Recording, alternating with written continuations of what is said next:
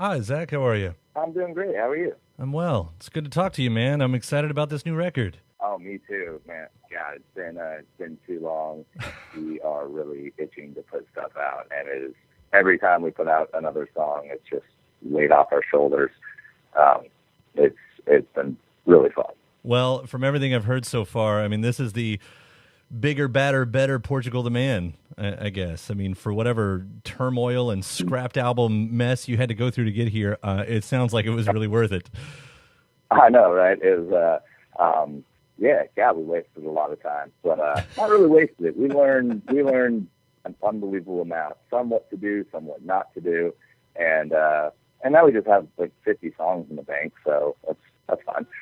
That's not We too got bad. plenty of ideas to work off for a while now. Right. Well, let's get into the ins and outs of some of those songs on this record. I mean, the single right now, "Feel It Still." I mean, I'll honestly say, and for being a fan for a long time, this is easily like your biggest, I don't know, your best song. I don't know if that's the right words, but it's a smash freaking hit, man. And for all the attention it's getting off the video too. I mean, if you could talk a little bit about Yeah. that too. I mean, fight the apathy is the line that keeps coming up. What's the backstory here? Well, I guess sorry, I mean, it all really is about the album, and we decided to scrap it. In general, we were up in Alaska filming the video for Noise Pollution. We were hanging out with our singer John. We were hanging out with his dad, and we were talking. He was making us, chicken wings. We were just having beers, kind of taking a dinner break before some night shots. And he threw an envelope at us, and he was like, "Yeah, check this out." He had apparently given an old toolbox full of tools and random stuff. He's a carpenter, he builds houses for a living, and he gave this toolbox to a friend out in New York back in the 70s or 80s. And just the week before, his friend was digging through it and found his original ticket to Woodstock and sent it back up to him.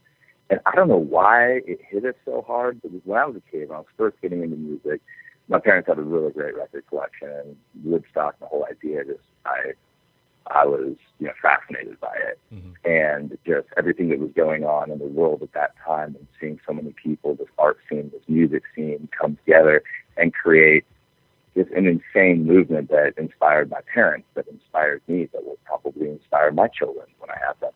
And it was just kind of it was a heavy moment. I just thought I remember just falling in love with music around then, and it really just opened my mind to a lot of things. And we decided that we were just going to go back in. We had been working on so many songs for so long, and we just kind of lost our emotional connection to them. We kind of lost perspective. I mean, there's some amazing stuff in there. We show other people, like, you can't throw this away, you can't scrap this. We're just like, man, we need to feel it, again. And so we just kind of started over. We definitely took a lot of stuff from that, but that was kind of our thing. We just saw the way the world is going right now. We wanted to do something that mattered. We wanted to, we got kind of a kick in the pants from John's dad. And, nothing like a good dad talk that really just gets you going. I mean, I've read that line too, where you said somewhere, the four of us in a basement trying to say something that mattered, which, ends up being a conversation I'm having with a lot of artists right now, and which is great. I mean, and I think that it seems to be the topic that comes up too, is like, as an artist, do you feel it's your job to be saying something when there's so much of the world, and especially our country, that's suddenly paying attention, to politics and social rights much more than they had in quite a long time. And I guess you guys said yes. Yeah, totally. And I get it. Humans just go through stages, and whether you feel something or whether you don't. It's, for me personally, we've always had a lot of social commentary in our music, and we've never been crazy political or anything. We add in our own things, but when we say something, a lot of times we keep it very open-ended. Say, my whole point of making music is making people, or trying to help people, just think for themselves. I don't want to tell them what to think. The biggest tool that anybody can use is yourself, and your mind, and your hands, and your mouth, and your eyes. And I want people to do that. And I've always loved music that makes me think, not necessarily what the artist is saying. saying, but it's my personal connection to the music that gives me my own ideas and branches off and inspires me to do something else. And that's the beauty of it. And so with this album, with this video, that's what we're really trying to do. Is we want to do something interesting that sparks thought. Whether you agree with what we're saying or whether you disagree, I don't care. We want to just make people get out and think about things, you know. Right. They can do something if they want. They don't have to, but we thought it'd be interesting to kind of put together a little kit. Just if you're wondering where to start, we got a few ideas and take it from there. Then, not to detract from the music, I mean, with that video and the way you guys set it up, were you surprised then at what's been happening with, I don't know, the Twitter wars with Infowars? Yeah, it's bonkers. It's wild. Did not see that one happening. We expected some kickback, but that escalated quickly. It's pretty nuts. It's winding down a little bit. We like to strike a nerve. That's totally cool. That's as artists, that's always what you want, good or bad. But the one thing you don't want is it's okay. Right. And I don't feel anything either way. You know, if you love it, cool. If you hate it, cool. But that makes me feel good. Yeah, that stuff's pretty bonkers. Yeah. And it got out. A lot of people took it way too far, and just because that stuff just isn't true. And it's crazy to see how that stuff really works. And being, a lot of people don't understand that, and they take things that they hear or things they say, to heart. And really, there's so many different ways to spin things. It's incredibly difficult to know what the hell is actually going on. I don't even try to. I read things. I try to come up with my own opinions, but I don't think that I know anything, because I've been in so many situations before this where I see how words get twisted and things get used. Myself in interviews, I've seen it so many times when I'm sitting there telling something to a journalist, and then I read it later, I'm like, oh my God, that doesn't sound like what I meant whatsoever.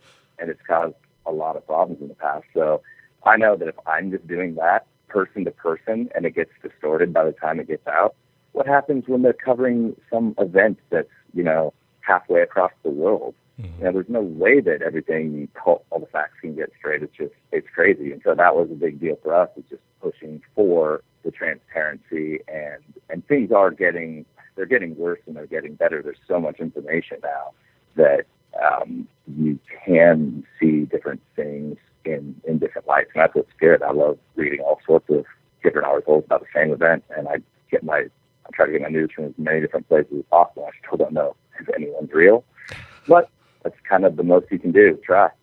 Yeah, earlier, I wanted to bring this up. You mentioned noise pollution, and that song and Louder, do they play into this album at all, or are those just one-offs from the scrapped LP, whatever we're calling that? It's still, yeah. I can't completely say until we actually have the album done. As far as the plan now, noise pollution will be on the album, mm-hmm. But there's always a chance that it might not, because we have already put it out. And, maybe we'll throw something else on there. But as of now, Louder won't be. That was a collaboration with the other guys. But noise pollution will probably be on it. That was one of the first songs that we did years ago, and it's gone through many different incarnations, and we've worked with several people on it. But it was just, I thought it was a really good first track to do, because it's pretty crazy and wild and not like us. And it's always so scary to choose what the first thing is you're going to show to the world. You know what I mean? Mm-hmm. It's like, all right, we haven't put out music in a while. What's the first thing that we're going to show people? And so we decided to just use one of the crazier tracks to more to the fans. We didn't send it to radio. We didn't do anything that you're supposed to do. We just kind of dropped it out because so many people are just generally asking what we've been up to. Mm-hmm. And we decided to say, this is the kind of stuff that we've been up to. We've been staying up all night, making really weird things. It was seriously cool. I appreciate the weird things. I do. And I know you guys worked with several people on this record, and of course, I think the one that's going to be, a bit of the eyebrow raiser is Mike D. Is that right? Yeah. We did a lot more stuff with him. We're saving it for something else, but we did, very early on. We spent quite a bit of time with Mike, and it was crazy, man. I get to meet a lot of awesome people, and I don't turn into like a shy teenager again. Mostly, I'm a man. I've met many of my idols, and I've kept it pretty cool. It was pretty rough with Mike D. Mike, the Beastie Boys were a giant influence on me, and it's just how we met. Through mutual friends, he asked to do a remix of a song for the last album. Mm-hmm. Obviously, we said okay. And then we were coming through New York. We had a day off in New York on tour, and he's like, "Hey, you guys want to hang out? You want to come up to the studio?" We're like, the Beastie Boys studio? Yeah, definitely.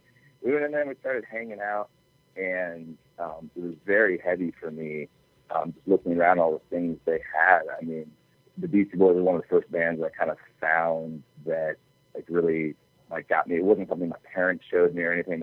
It was something that my older cousin showed me at a family reunion back in '92 or 94.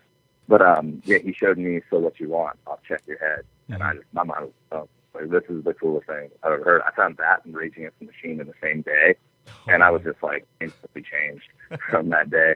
And we started making music. He was like, "Hey, do you just want to like record something? Or you just want to play some music?" No. You probably don't want to do that. It's a day off. You're on tour. You just do this all the time. You don't want to work there. We're like, no, we'll definitely make some music, man. And interestingly enough, that day we actually made a song that had the lyrics from "Feel It Still" on the Rebel Just for Kicks. It was completely different, and but that lyric piece we wrote in a song with Mike D in New York in the BC studio. I was playing on like all of MCA's gear, and it was super heavy for me, and it was pretty nuts. And we went through a bunch of different incarnations, and last minute, at the end of recording this album, "Feel It Still" came up in a weird little side session, and John started singing that lyric differently, and like, hey, that's rad. Let's stop whatever else we're doing, and let's just throw that together real quick. Turned out to be our single. Awesome.